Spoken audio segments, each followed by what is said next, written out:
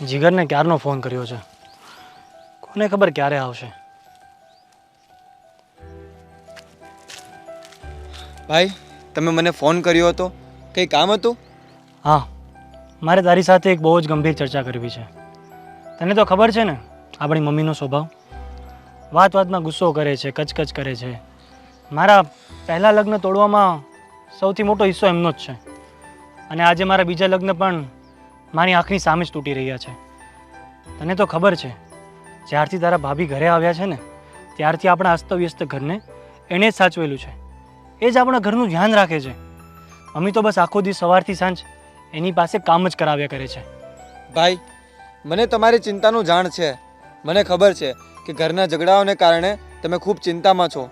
ભાભી પણ જતા રહ્યા છે, અને મમ્મીના સ્વભાવની તો આપણને બાળપણથી ખબર છે.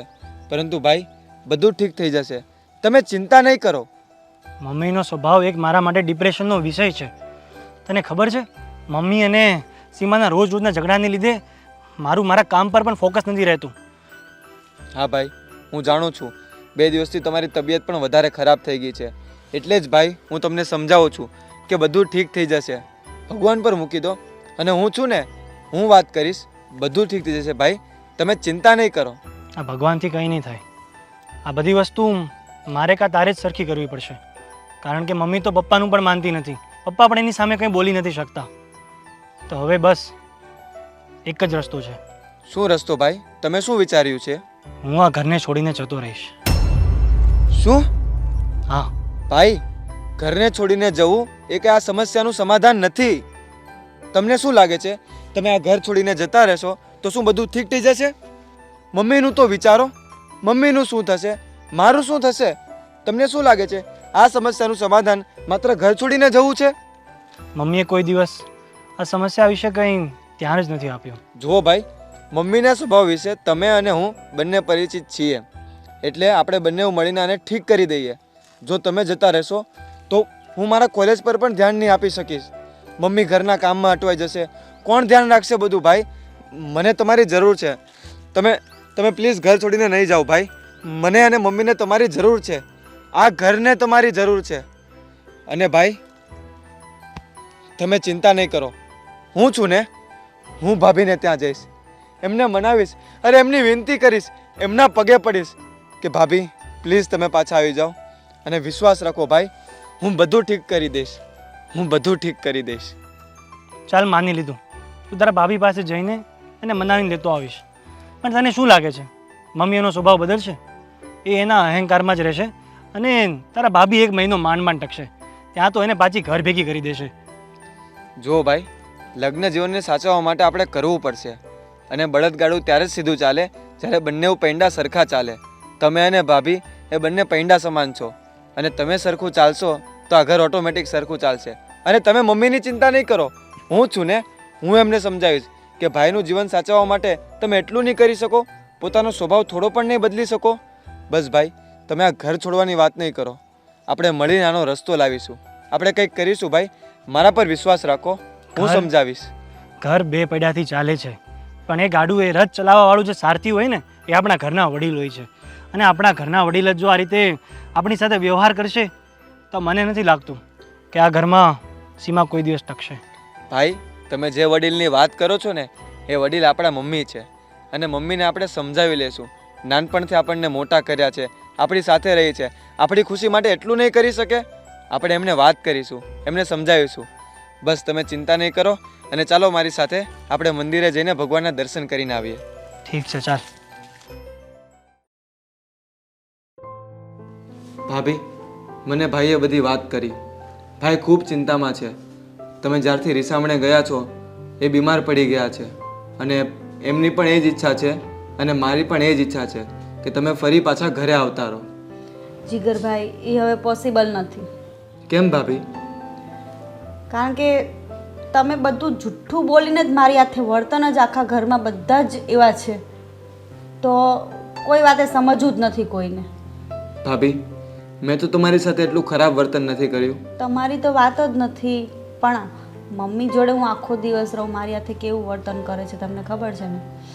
મારી મમ્મી સાથે એવું વર્તન કર્યું, અને વારે વારે ટોર્ચરિંગ થાય એ તો કોઈ માણસ સહન ન કરી શકે ને.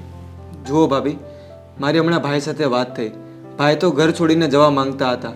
મેં એમને સમજાવ્યા છે કે જો એ ઘર છોડીને જતા રહેશે તો મમ્મીનું શું થશે, મારું શું થશે. અને મેં એમને વચન આપ્યું છે કે હું કંઈ પણ થઈ જાય પણ તમને ઘરે પાછા લાવીને રહીશ. પણ જીગરભાઈ, તમારી બધી વાત સાચી, પણ કોઈ પણ વ્યક્તિની સહન કરવાની શક્તિ હોય ને એટલું જ કરી શકે. પછી એની લિમિટ પૂરી થઈ જાય ને ત્યારે જ આ પગલું ભરે. મને પણ મારા ઘણો અફસોસ થાય છે કે હું સાસરું છોડીને અહીંયા આવી, પણ મને તકલીફ થાય છે, નથી કોઈ મને સમજતું, તો મારે શું કરવાનું? ના ભાભી, એવું નથી. મેં તમને પહેલાં પણ કહ્યું હતું અને ફરી પાછો કહું છું કે હું જાણું છું કે મમ્મીનો સ્વભાવ થોડોક અઘરો છે. એ ગુસ્સો વધારે કરી દે છે, ગમે તેમ બોલી દે છે, પરંતુ મમ્મી દિલના સાફ છે. અને ભાઈ તો તમને સાચવે છે, હું પણ તમને સાચું છું. અરે બધી વાત જીગરભાઈ તમારી સાચી. તમે આખો દિવસ બહાર હોય, બરાબર, રહેવાનું તો મારે ઘરમાં છે. રોજ સવાર પડે ને કકળાટ, એકનું હોય એક કકળાટ. કોઈ પણ માણસ, આ મારું મગજ છે ને આખું ખાલી થઈ ગયું છે. મને બિલકુલ ત્યાં ગમતું નથી હવે. ભાભી, મેં ભાઈને પણ કહ્યું હતું અને તમને પણ એ જ વસ્તુ કહું છું કે તમને તો ખબર છે કે લગ્ન જીવન એક ગાડા સમાન છે. બંને પૈંડા સરખા ચાલશે તો જીવન સુધરશે, સરખું ચાલશે તો આ પૈંડાને તમે સંભાળી લો ને. ઘરમાં ઝઘડાઓ થાય, તકલીફો આવે, એનો મતલબ એ તો નથી કે આપણે એનાથી ભાગી જઈએ. મુશ્કેલીઓનો ભાગીથી નહીં, એનાથી લડીને સામનો કરવાનો હોય. ભાભી, ભાઈ અને તમે તો એકબીજાને પ્રેમ પણ કરો છો, બીજું કોઈ તકલીફ પણ નથી.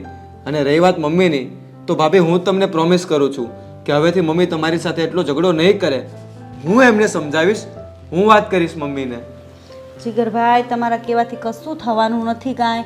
એમને સમજવું જ નથી. મારા મમ્મી કેવા એવા, છતાં એમને એમ કે તમારી છોકરીને તમે લઈ જાઓ. બોલો, પોતાની ભૂલ નથી. આજે તો હું સહન કરી લઉં, ચાલો. આટલું બધી મોટી ભૂલ હતી એ પણ મને કીધું નથી, અમારા પરિવારને કીધું નથી. કાલ સવારે તમારા મેરેજ થાય, તમારી વાઈફ જોડે જ આવું જ કરશે, બીજું કંઈ જ નહીં કરે. બધું જૂઠું જૂઠું. તમે તો તમારા ભાઈનો પક્ષ લઈને તમે અહીંયા આવ્યા છો મને મનાવવા, પણ એમની તો, તમારા ભાઈની તો એટલી બી હિંમત નથી કે મારો જરાક બી પક્ષ લઈ શકે. બોલો, શું કરવાનું હવે? ભાભી, માત્ર ભાઈનો પક્ષ નહીં, તમારી માટે પણ હું અહીંયા આવ્યો છું. તમે પણ ભાઈને પ્રેમ કરો છો ને? પણ હું એ વસ્તુ નથી કહેતી, એમને બિલકુલ નથી. તો મને એ કેમનું આવ્યા જોડે મનાવા? ભાઈ ખૂબ નિરાશ છે અને એમને એમ છે કે તમે એમની વાત માનશો નહીં, સમજશો નહીં, પરંતુ એ ક્યાંક ને ક્યાંક તમને હજી પણ એટલો જ પ્રેમ કરે છે અને એટલે જ એમણે મને મોકલ્યો છે કે હું તમને ફરી પાછો ઘરે લઈને આવું. જીગરભાઈ, હવે મારું મન બિલકુલ માનતું નથી કે એ ઘરમાં આવું હું. જે ઘરમાં વહુની ઇજ્જત, માન, સન્માન ન મળતું હોય ને એ વ્યક્તિ રહી ન શકે એ ઘરમાં. મન મનાવીને પણ રહેવા માંગતી હોય ને, છતાં ક્યાંક ને ક્યાંક અચકાતી હોય છે. અને એ સ્ત્રીની જ્યારે લિમિટ પૂરી થઈ જાય ને સહન કરવાની, ત્યારે જ આ પગલું ભરતી હોય છે. એટલે મને તમે છે ને મનાવાનું બંધ કરી દો.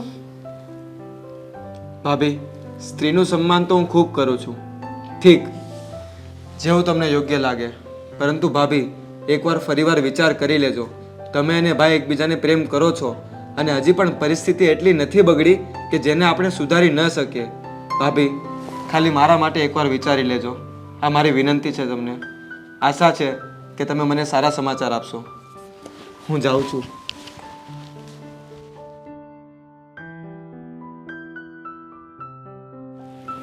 એક અમારા દિયર જ સારા છે, જે આટલું સમજે છે મને. બાકી ઘરના બધાએ અમારી સાથે ફ્રોડ કરી. ઇવન મારા હસબન્ડે પણ મને ન વાત કરી. પછી કેવી રીતે, જે પોતાનું માણસ જ પોતાનું ન હોય તો એ ઘરમાં જવાનો કોઈ મતલબ નથી, કોઈ